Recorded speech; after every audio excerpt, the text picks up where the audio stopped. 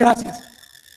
La idea fundamental es conversar sobre el entorno político, social y los escenarios de cómo eventualmente estamos viendo que se desarrolla el país en los próximos meses.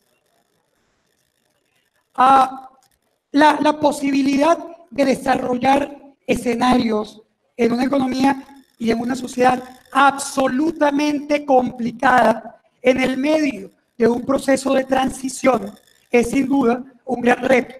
Y es un reto porque si tú preguntas hoy ¿cuál escenario va a ocurrir? La respuesta es no tengo ni la más remota idea. Es decir, aquí hoy puede pasar prácticamente cualquier cosa. Y eso es ya un mensaje importante para la interpretación en Venezuela. Y digo que es importante porque cuando nosotros arrancamos el análisis con la simplificación de que es absolutamente imposible que el gobierno logre el objetivo que está buscando, que es validar una Asamblea Nacional Constituyente y aplicarla, y pensamos que eso es imposible, no estamos entendiendo la gravedad del problema. Porque el problema de la convocatoria constituyente, que ya fue analizada previamente, es sin duda gravísima para el futuro de Venezuela, de la democracia y de la república, pero también para cada uno de nosotros en individual. Pero es muy importante entender que ese riesgo sí existe, que no es verdad que es imposible que el gobierno pase esa frontera. ¿Y por qué es tan importante entenderlo? No es un tema de pesimismo, es un tema absolutamente pragmático para entender que tienes que trabajar para que no ocurra, que eso no va a pasar solo. El primer mito en Venezuela es que como nosotros vivimos una crisis económica perversa y terrible que ha pulverizado el nivel de ingreso de la población en Venezuela, entonces el gobierno va a salir como corcho de limonada sin ninguna duda porque el pueblo se vuelve Hulk y la saca del poder. Si eso fuera cierto, tendríamos que explicar algunas rupturas de esa tesis. Por ejemplo, tendríamos que explicar por qué después de los millones de muertos de hambre en China, este gobierno no se fue. O por qué después de los años 80, con la avitaminosis en Cuba, donde los médicos cubanos operaban ojos, que fue por lo que aprendieron a operar ojos, por la hojamentazón que operaban con una gente que no comía y que tenía avitaminosis, ese gobierno tampoco se fue. Como también tendrías que explicar qué pasó en Zimbabue, quizás el fenómeno de destrucción económica más importante de la historia económica del mundo, o sea, aunque parece que es Maduro, en realidad fue Mugabe en Zimbabue. Y en Zimbabue, luego de una destrucción total de su economía, hoy Mugabe es todavía el dictador en Zimbabue. O cuando tú te comparas con la situación africana de la gente cruzando el mar para ir a buscar comida en Italia y muere la mitad ahogada, y tú dices, es que estamos como en África, la primera pregunta es, ¿y quién salió de esos países a los que tú te estás refiriendo? ¿Salió el gobierno o salió la gente? En esos gobiernos y en esos países está saliendo hoy la gente, no el gobierno. Por lo tanto, no es tan simple como decir que la crisis económica severa garantiza un cambio en un gobierno radical, autocrático o con capacidad de represión. Eso es un mito. Claro que han salido gobiernos en el medio de una gran crisis económica. Y claro que hay pueblos que han logrado sacar y producir una transición. Es decir, eso sí es verdad, pero no es la crisis la que lo sacó la gente en un proceso concreto de transición para el que tuvo que trabajar inteligentemente para lograr el éxito. Y ahí está un poco lo que yo quiero desarrollar hoy, rompiendo quizás con un mito, pero también con un comentario que suena siempre muy antipático, porque es muchísimo más fácil venir a una conferencia de este tipo a decirles, tranquilo, esto es insostenible, y aplaudiría durísimo ese comentario. Resulta que es mucho más útil entender que eso no es insostenible, que lo tienes que hacer insostenible, que tienes que trabajar para que no ocurra, que tienes que trabajar para cambiar. Ese proceso lo vamos a ver en Venezuela desde qué perspectiva. Si nosotros básicamente entendemos cuál es la percepción de los venezolanos hoy, vamos a conseguir que 91% de los venezolanos indican que la situación del país es mala o muy mala. Nunca habíamos tenido una situación de este tipo. Y eso no son los opositores, son opositores, chavistas, independientes, es decir, toda la población venezolana que siente que ese país está mal y que tiene que cambiar. No todos ellos culpan necesariamente al presidente Maduro de la crisis, pero lo que sí dice las correlaciones históricas, tanto en Venezuela como en el resto del mundo, es que cuando la mayoría de la población percibe que hay una crisis, normalmente afecta el nivel de soporte popular del presidente. Y eso es lo que ocurrió en Venezuela. Lo que ocurrió en Venezuela es que esa crisis básicamente generó una caída en el nivel de soporte popular del presidente Maduro, que arrancó su gobierno con 51% de respaldo popular y tiene en este momento entre 18 y 20% de respaldo popular. Cuando tú oyes 18 a 20%, podrías tener dos sentimientos.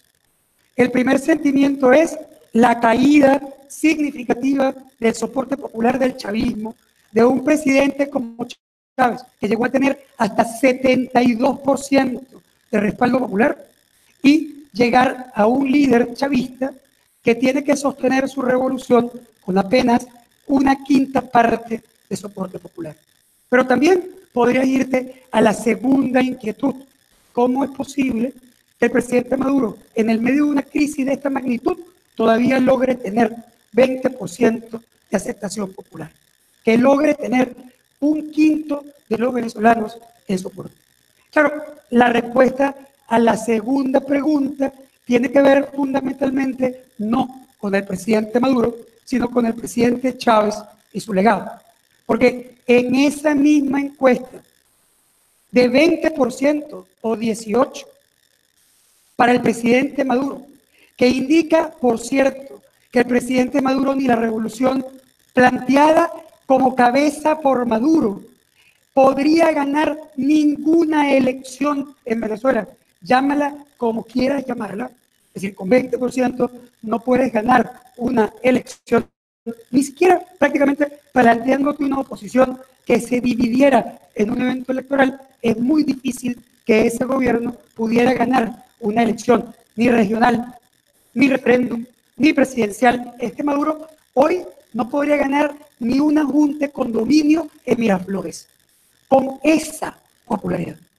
Pero en esa misma encuesta, cuando tú preguntas cómo evalúa usted la gestión del presidente Chávez por el bienestar del país, te consigues que el 53% de la población evalúa positivamente la gestión de Chávez por el bienestar del país. Con lo cual, te están indicando una ruptura entre la evaluación que hacían de Chávez y de su propuesta y la evaluación que hacen de Maduro y su propuesta. Eso explica varias cosas. Explica por qué Maduro tiene todavía 20%, porque no es de él, porque todavía está de alguna manera endosado por el chavismo.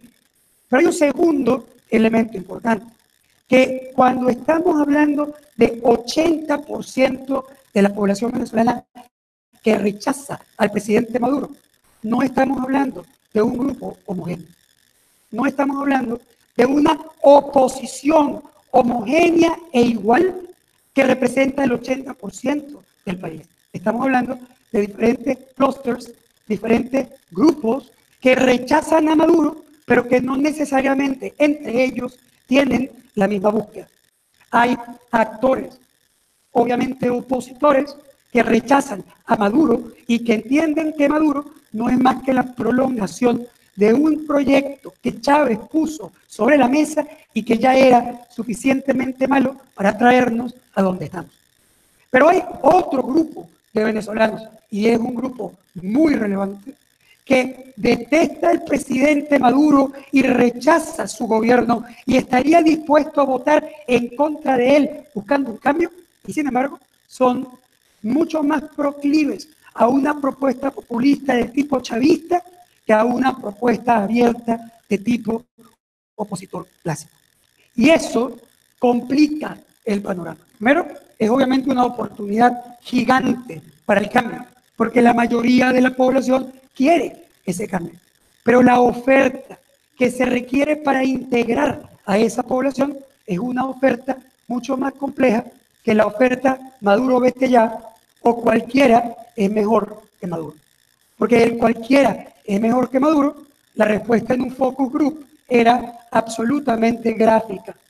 En nuestros focus groups, cuando le preguntábamos sobre el concepto de que nada podía ser peor que Maduro, una señora decía, eso decía yo de los adecos, eso después decía de los copellanos, eso después decía de Chávez y mírame aquí. Yo necesito algo más que eso, decía la señora. Necesito más que el mensaje que Maduro es lo peor que me puede ocurrir para yo lograr conectarme con una propuesta alternativa. Por lo pronto, ese proceso no está sobre el tapete. Y no está sobre el tapete, ¿por qué? Porque no estás frente a una elección. Ni siquiera estamos debatiendo sobre el problema que la oposición tendrá para poder ofrecer en realidad una propuesta de cambio política y ganar una elección. Estamos en una fase todavía más primitiva. Ni siquiera tenemos una elección. Y eso nos lleva entonces a entender por qué. Bueno, porque el presidente Maduro no descubrió que la mayoría de la población estaba en su contra, porque votamos 7.500.000 personas el domingo pasado. Ni descubrió que la mayoría de la población rechaza la revolución y su propuesta, porque votaron 7,5 millones de venezolanos. El presidente Maduro lo sabía perfectamente. La revolución lo conoce perfectamente. Lo conoce porque lo ha estudiado, porque tiene las encuestas, porque hace exploración permanente y sabe que no podría ganar una elección. Por lo tanto, la razón por la que en Venezuela no hay elecciones es porque el gobierno sabe perfectamente que lo perdería. Y sabiendo que lo perdería, entra en un problema, la preservación de la revolución. ¿Cómo preservo la revolución si soy minoría? Cuando esa revolución construyó un andamiaje constitucional electoral que está basado en ser mayoría porque él lo era.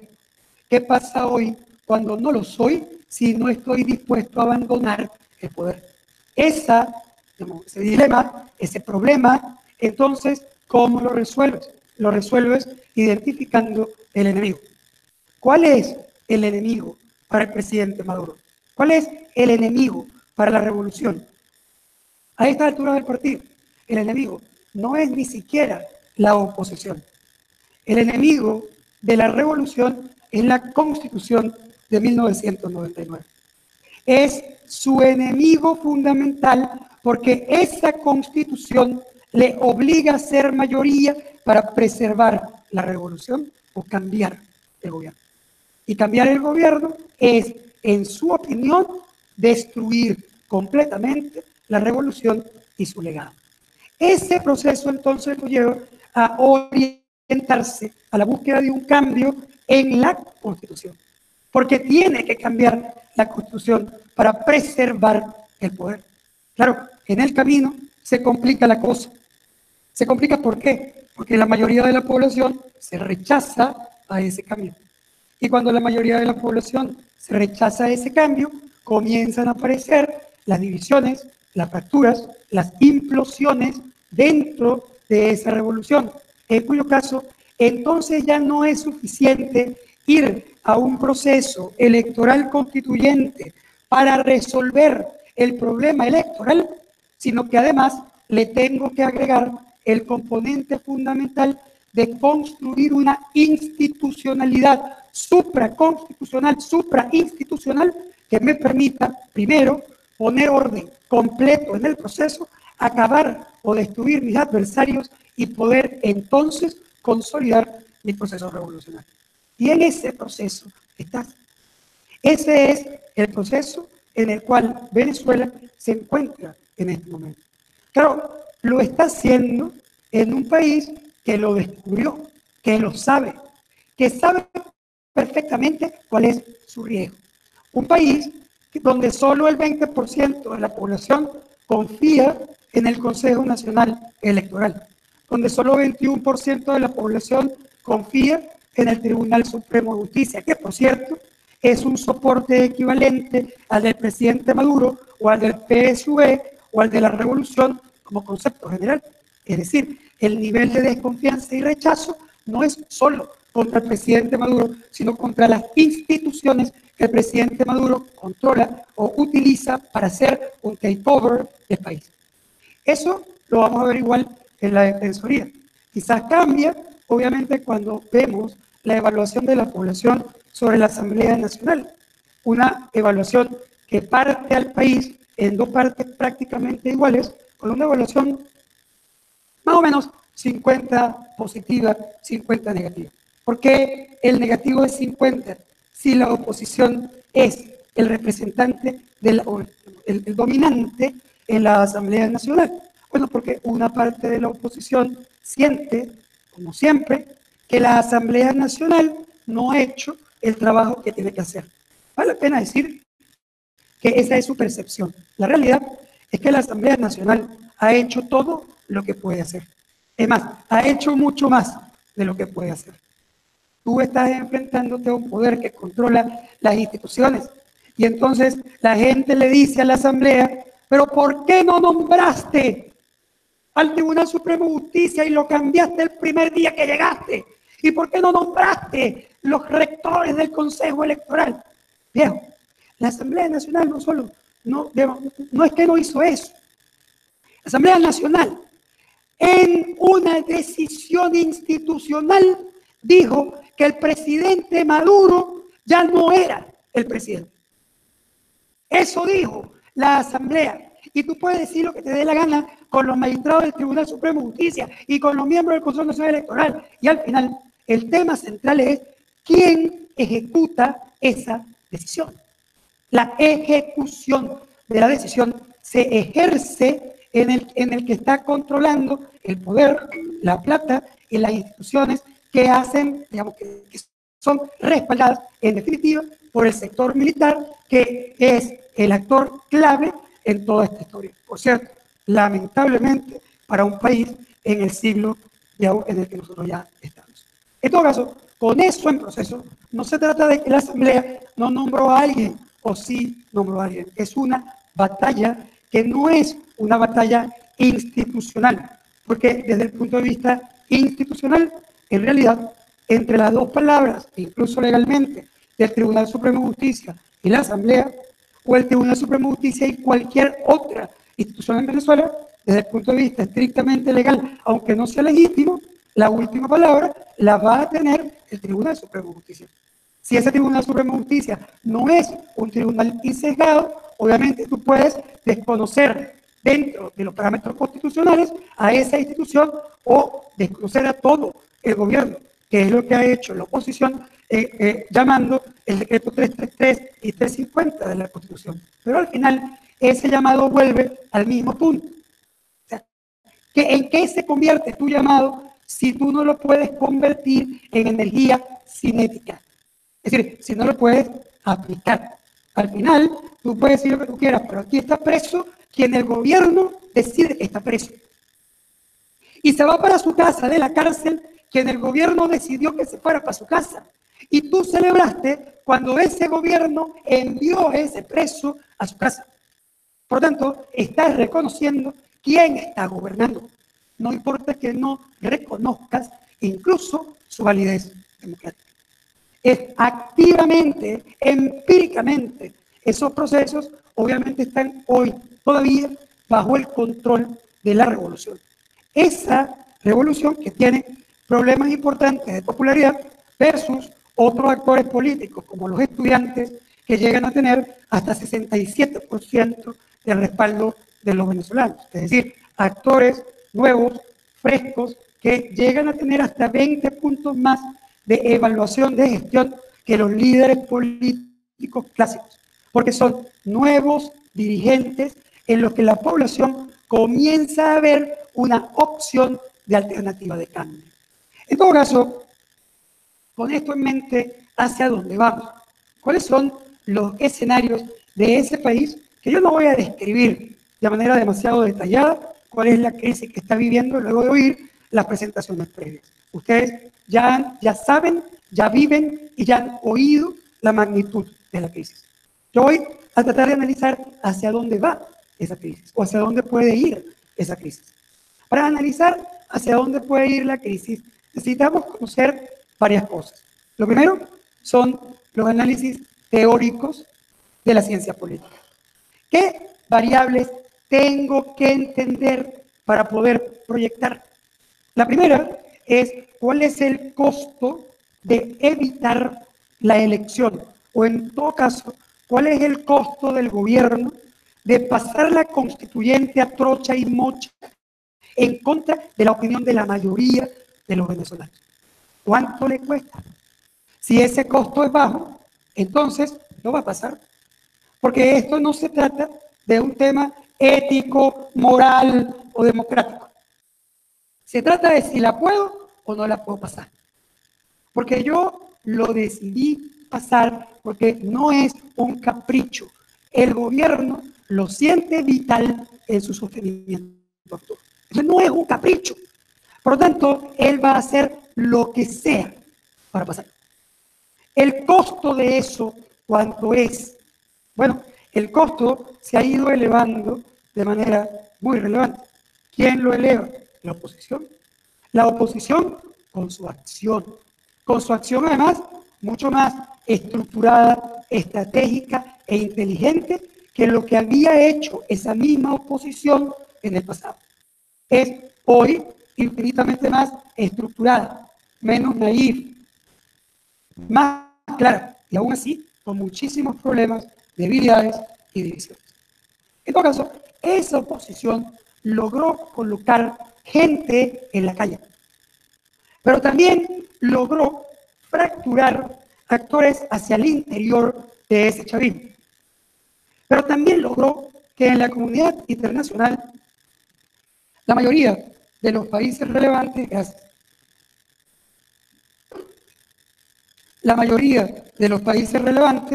estuvieran absolutamente pendientes de lo que está pasando en Venezuela y dispuestos, como vimos en las declaraciones de ayer, incluso a avanzar con acciones de sanción para castigar las violaciones de los procesos democráticos en Venezuela. Bueno, esa es la elevación prácticamente máxima de los costos del gobierno de hacer lo que quiere.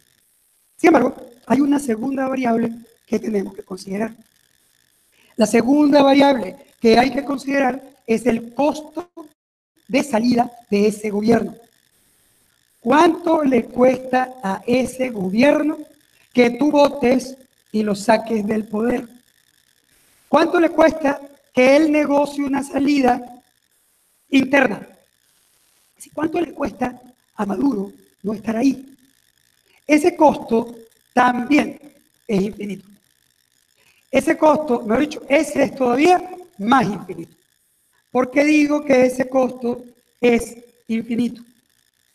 Ese costo es infinito porque el gobierno siente que si él hoy perdiera una elección, se le van a venir todos encima a destruirlo, a apresarlo, castigarlo, destruirlo.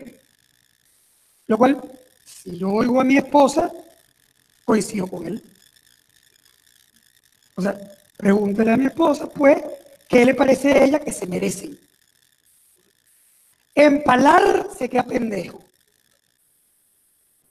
Entonces, cuando tú básicamente sientes que esa lucha ya no es una lucha para un cambio de gobierno en democracia, sino que es un proceso de sobrevivencia para él y para ti también de castigo y venganza, entonces tú has también contribuido a elevar el costo de salida de ese gobierno para colocarlo en una dimensión donde la salida democrática se hace absolutamente imposible. Porque tú estás frente a un kamikaze que estará dispuesto a lo que sea.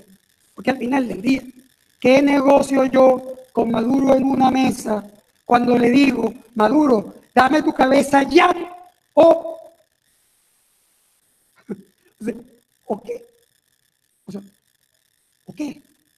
O sea, dame tu cabeza ya, o a lo mejor, quizás, maybe, en algún momento se dan las condiciones para que el sector militar me ayude y entonces en el futuro te saco y te corto la cabeza.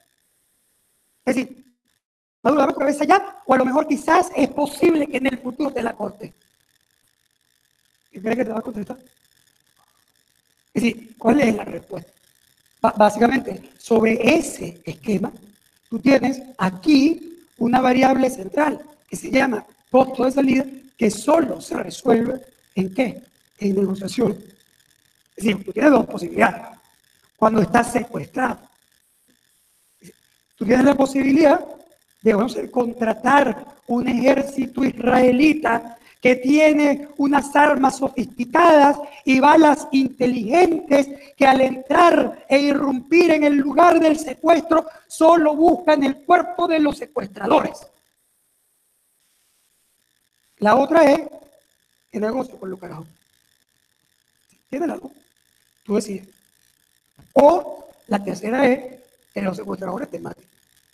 Es decir, tienes tres. Es muy simple. Tienes tres. Ese proceso de negociación suena espantoso. Suena horrible, porque además suena a impunidad y a un montón de cosas. O sea, tengo al tipo listo y lo voy a perdonar. ¿Te imaginas una película con espadachines donde el pobre hombre está en el piso, tiene la espada en el corazón y estás decidiendo en ese segundo si se la clavas o no? ¿Quién te dijo a ti que el otro espadachín está en el piso y tú tienes la espada en el corazón? Estás actuando así y resulta que el tipo decide si tu preso político simbólico sale o no, si va para su casa y te permite hacer una decisión empresarial o no. Y si ya, tú estás ahí, tú no estás ahí. Por tanto, el proceso todavía está en ejecución. Tú estás incrementando tu poder de negociación, tú estás incrementando su costo de salida, pero todavía no se han producido los eventos fundamentales. Ahí estás, no estás todavía sobre las cuerdas, ni tú ni él. En ese proceso, la negociación, que suena espantosa, va a ser sin duda desde la teoría fundamental para resolver ese problema. Porque lo otro, de nuevo, es muy bonito. Mi esposa dice que no se negocian derechos constitucionales. Y es verdad, suena bien, es ético. No se negocian derechos constitucionales. Y después de que yo se lo oí, agarré mi celular en el lugarcito donde yo guardo los contactos por si acaso nosotros todos en Caracas tenemos un tiquecito y en algún momento nos toca ser secuestrados. Y en el momento en que me secuestren, yo quiero tener todo arregladito, a quién llama el secuestrador, a dónde van a buscar las cosas para negociar, todo está resuelto. Tan pronto hablé con mi esposa sobre su posición ética firme de que no se negocian derechos constitucionales, decidí sacarla de mi celular automáticamente, porque me imagino al secuestrador llamándola, mire, tengo a su marido secuestrado, y la caraja respondiendo, yo no negocio derechos constitucionales. O sea, mate ese bicho. Yo puse ahí, by the way, lo que probablemente quiere poner la mayoría de los venezolanos, que no se parecen a las redes. Porque cuando tú gobiernas o tomas decisiones políticas, por lo que tú estás viendo en el Twitter, no estás entendiendo nada. No estás entendiendo nada. Porque cuando tú le preguntas a la mayoría de la población qué quiere, la mayoría de la población quiere una salida, sin duda, y la quiere en paz. Y está dispuesta a una negociación política. Y si no ocurre, es porque el gobierno no lo ha permitido. Porque no ha estado contra las cuerdas para aceptar su negociación política. Pero también es verdad que del otro lado no existe la unidad que represente a la oposición para poder provocar esa negociación. Porque ese otro actor que se puede sentar a comprometer la oposición tampoco existe. Con eso en mente, nosotros tenemos aquí un primer problema que resolver, que la palabra clave de solución del problema, que es negociación, parece para la mayoría de los actores una mala palabra.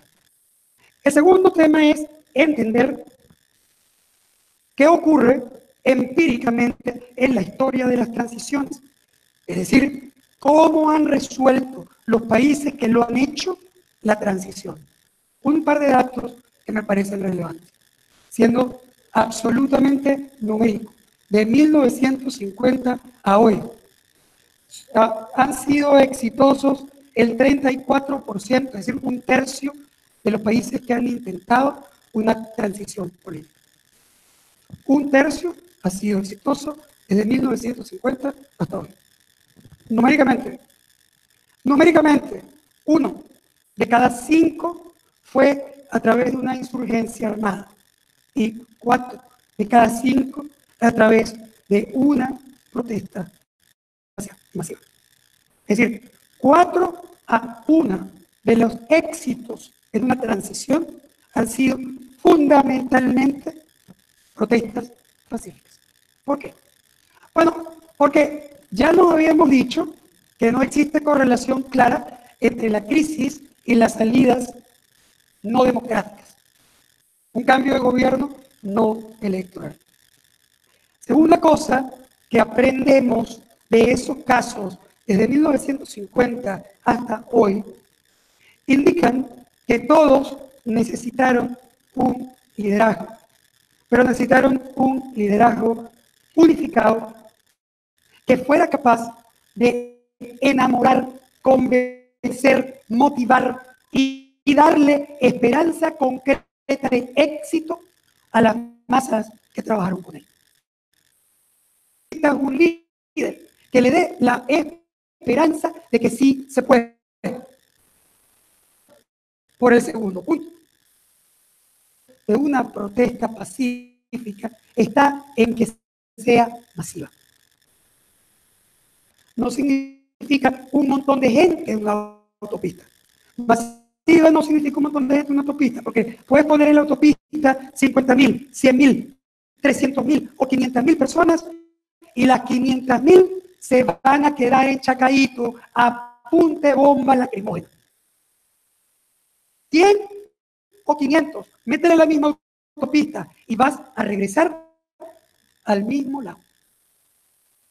Y es en cualquier parte del mundo que estudian la historia de las transiciones.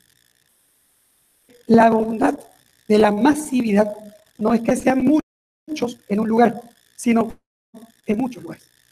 Que sea en un país completo, en sus microespacios, en su trabajo, en su casa, en su calle, en la autopista, en la carretera, en la vereda, en el supermercado, en el hospital.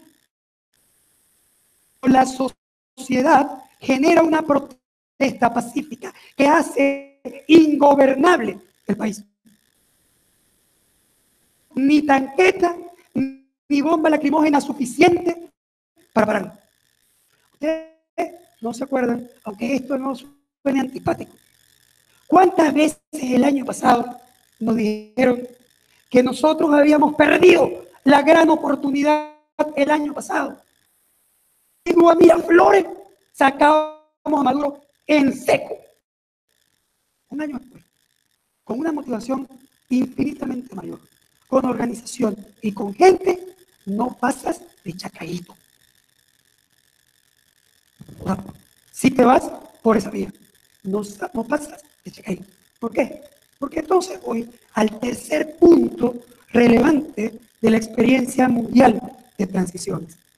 La experiencia mundial de transiciones coincide con quien dice que hay que llegar a Miraflores, y que hay que llegar a los cuarteles, y que hay que llegar a la Fiscalía, y a la Contraloría, y a la Defensoría, y a los jueces. ¿Sí?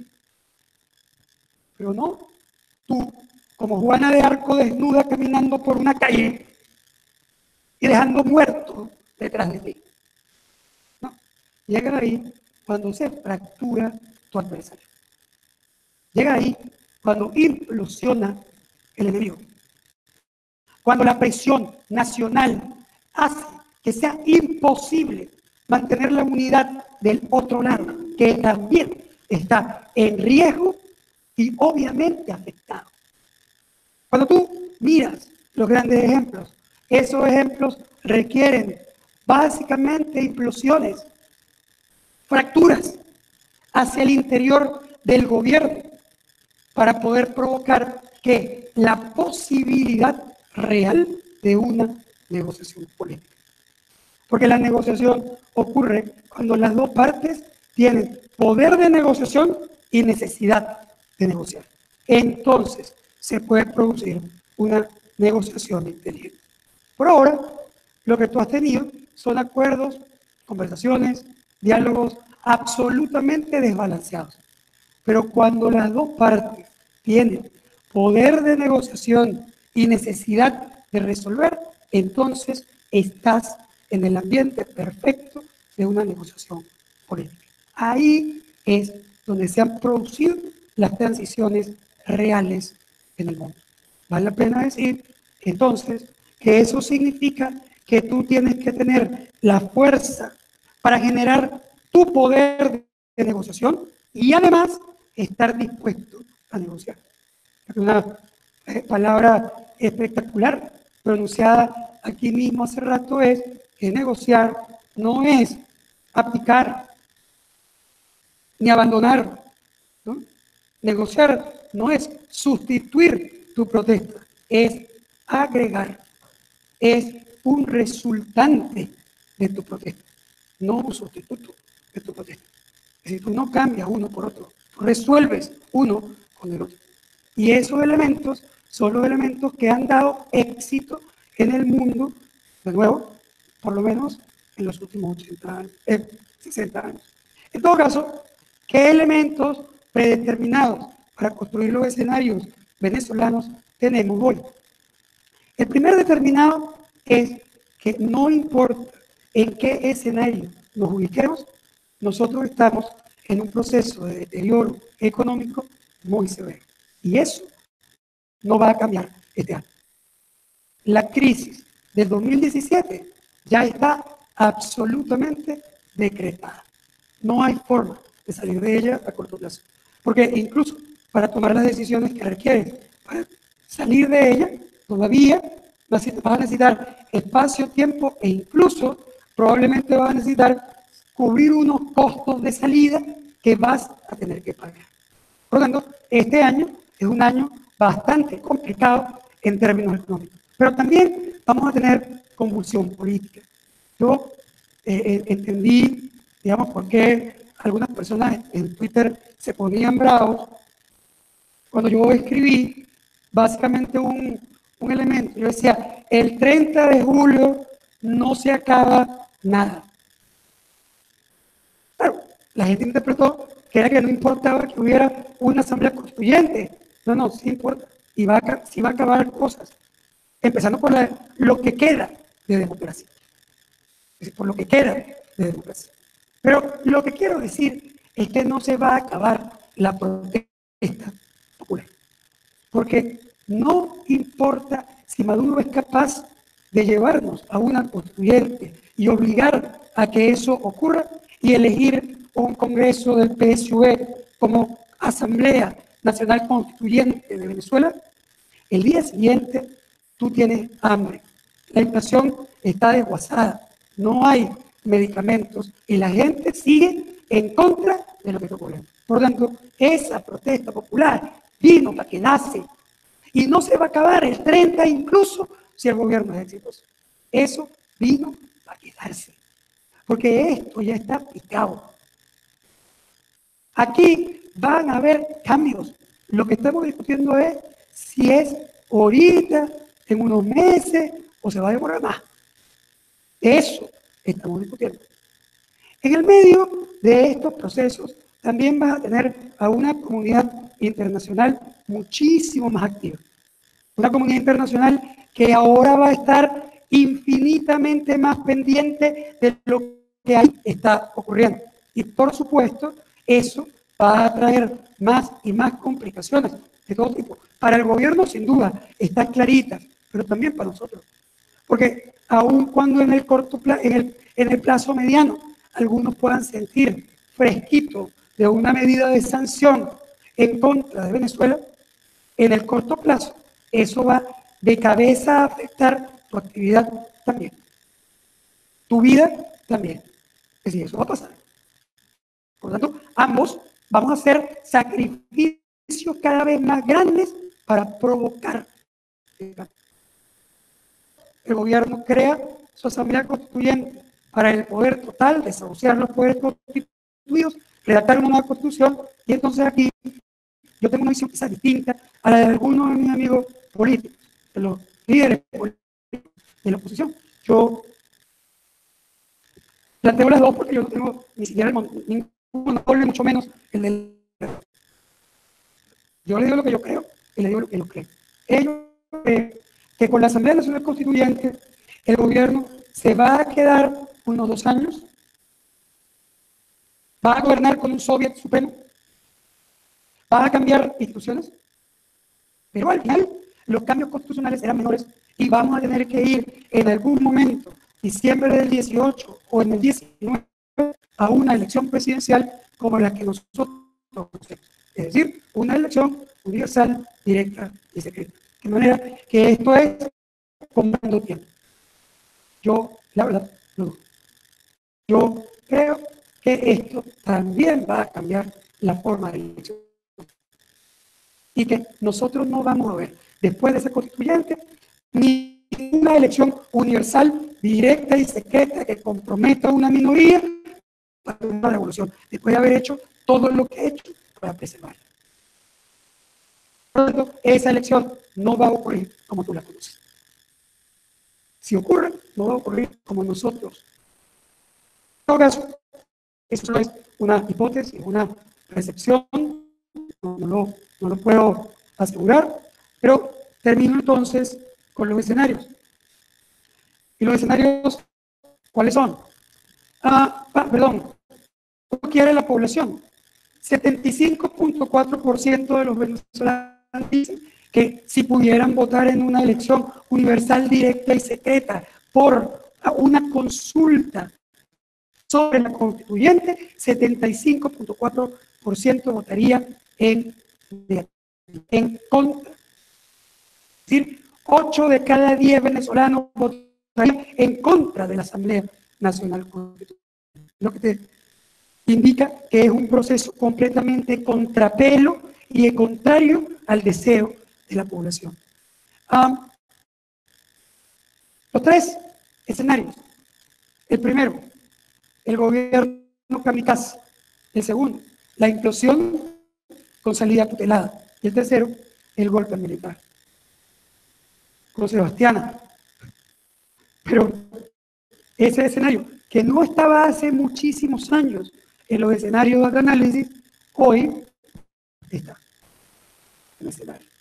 Claro que es un escenario. El golpe militar convencional es un escenario. En todo caso, el primer escenario es el negativo. El escenario en el que la represión se mantiene sin descanso y brutal. El sector militar está comprometido, se prolonga imprevisiblemente el conflicto y el gobierno logra pasar su constitución o su nueva Asamblea Constituyente.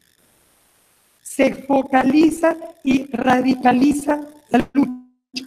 Es decir, la oposición pasa de una lucha masiva y pacífica a una lucha focal y violenta. Es el surgimiento de guerrillas y paramilitarismo para básicamente luchar en contra del gobierno.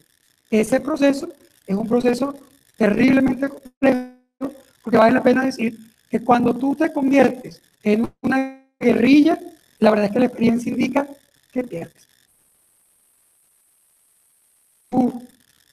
Venezuela, tú puedes desestabilizar, puedes molestar, puedes castigar, pero no puedes sacar al gobierno como una guerrilla. Segundo, es la implosión y salida tutelada. Es la presión máxima de la oposición, pero también la presión internacional máxima que genera fracturas en el chavismo y también en el sector militar. Y esa fractura en el sector militar genera que ese sector militar se vea obligado a coordinar, tutelar las negociaciones. Ese tutelaje de negociación, ¿por qué puede ocurrir? Sí, Sebastiana tiene razón cuando dice que un sector militar que al final va a decidir le daría el poder a un tercero civil. Es decir, no, eso no es lo natural en el proceso. Sin embargo, sí existe una razón por la que puede ocurrir y ha ocurrido en otros casos. Y la razón es que a esta altura del partido los militares pueden sentir que ir a un golpe militar es efímero e infinito y que ellos van a pagar luego con creces el haber tenido una dictadura en Venezuela internacionalmente. Eso podría llevarlos más bien a tratar de controlar el país a través de un gobierno civil de transición. Ese gobierno de transición puede gobernar con los militares atrás y protegidos, tutelando el proceso mucho más eficientemente y con menos costos personales para estos actores. Ese es un segundo escenario que al final nos indica la posibilidad de un cambio, pero que es un cambio donde, por cierto, probablemente vamos a tener transición, no los líderes opositores convencionales, por lo menos en el corto plazo. Y finalmente, el tercer escenario es el escenario del golpe militar ya descrito por Sebastiana, donde ante ausencias totales de puentes, crisis total del país, polarización insostenible y conflicto, el sector militar decide tomar el poder. El clásico con la tesis de la pacificación del país y una promesa indefinida de recuperación electoral. Un golpe clásico que nunca sabes cuánto puede durar. Es decir, puede ser inestable, va a tener rechazo internacional sin ninguna duda, es decir, es mucho más duro de sostener, es más peligroso para el sector militar, pero tú nunca sabes por dónde brinca la liebre y ese es sin duda un escenario. Si yo tuviera que de ocurrencia, que es un ejercicio atrevido y cualitativo a esos tres escenarios, hoy diría que el escenario de salida, implosión, transición tutelada es un escenario, digamos, básico, cerca del 50% de probabilidad de ocurrencia. Entonces, cerca de un 50% de probabilidad de ocurrencia. Mientras que el escenario de golpe militar tiene un 20% de probabilidad de ocurrencia. Con eso indico en la posibilidad del gobierno de mantenerse, ¿qué le queda sobre los dos escenarios de salida, más radical o más negociado? En todo caso, sigue siendo un tercio de probabilidad y aquí tenemos que tener mucho cuidado en pensar de nuevo que ese escenario es imposible. Es posible y hay que buscar los mecanismos de participación para que no ocurra. Yo solo termino, esto ya lo hablamos, solo termino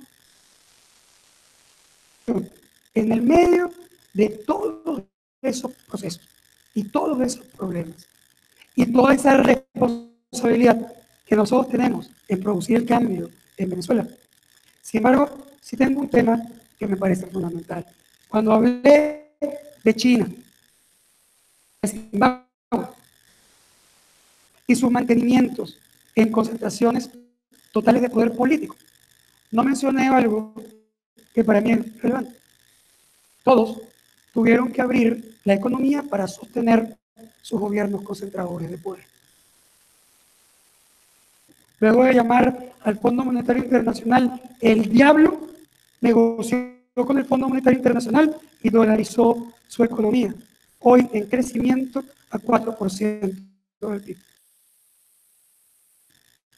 Historia absolutamente conocida de proceso de apertura, una violencia política, concentración total de poder, restricción de libertades, con un proceso en el cual tuvieron que abrir economía para estabilizar su olla de presión. Que incluso en el medio de esos procesos, usted puede ver a un gobierno que intente en algún momento algunos procesos de apertura y relación empresarial, e incluso paradójicamente mejores que ha visto hasta hoy en el gobierno venezolano. Eso puede ser un escenario. Al final del día, ¿vale la pena estar aquí? Que sin duda alguna vale la pena estar aquí. Primero, porque cuando tú miras eso, pues ni siquiera estoy hablando del tema venezolano ético y de responsabilidad que tenemos para ayudar a resolver el problema. Incluso sin eso, con 35% solo de capacidad utilizada en Venezuela, que es un dato horrible, al revés, tiene 65% de capacidad para responder a cualquier pequeño cambio en su modelo político o económico, hacerlo rápidamente. Esto no es Haití, que necesita helicóptero y comida de la Cruz Roja. Esto necesita divisas y una política racional para expandir la producción y cubrir las necesidades del mercado. Entonces, esta es una historia completamente distinta a la de los países, digamos, que hemos conversado en el pasado. Pero además, si ustedes miran, esta es la data de Banco Mundial 2016-2017, estudiando los procesos de crisis más importantes que ha vivido, lo hizo para 56 países en el mundo.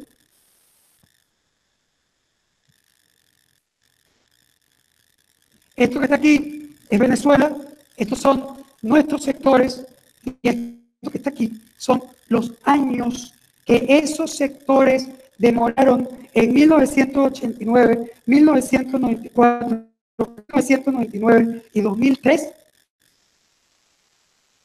que demoraron esos sectores en rescatar el Producto Interno Bruto precrisis, después de la aplicación de un modelo económico. Moda, un año. ¿Sabe cuál es el promedio en el mundo? 6 años y 4 meses. Venezuela recuperó sus sectores en el PIB precrisis en casi una cuarta parte del tiempo que requiere el mundo para recuperarse. Que hay deterioro, claro que sí. Y probablemente estos números van a cambiar y serán más lentos, porque tenemos menos capacidad de respuesta, menos inversión. Pero este país todavía es sin duda una mina de oportunidades de crecimiento, negocio, pero sobre todo de oportunidad para hacer cosas que le permitan a la gente mejorar su vida. Y eso sí es nuestro reto personal e institucional por la defensa de la democracia, que está en los estatutos de Cámara. Está también el reto de garantizar que los venezolanos tengan la posibilidad de generar empleo, inversión, productos y abastecimiento. Y ese reto es nuestro, porque no hay absolutamente nadie que no sea el sector privado que puede reconstruir desarrollo y crecimiento en Venezuela. Ese año es un año del sector privado produciendo. empresa pública. Con eso en mente, yo solo les dejo una reflexión final. A ver, para muchos, el juego perfecto es una pelota de colección. El juego en París o en Madrid, con unos jugadores que después que salen de la cancha son modelos de Calvin Klein. Y en una celebración final formal, estructurada, preciosa y con champán. Ana, nosotros no tenemos ese juego. Y nuestro juego perfecto nunca va a ser así.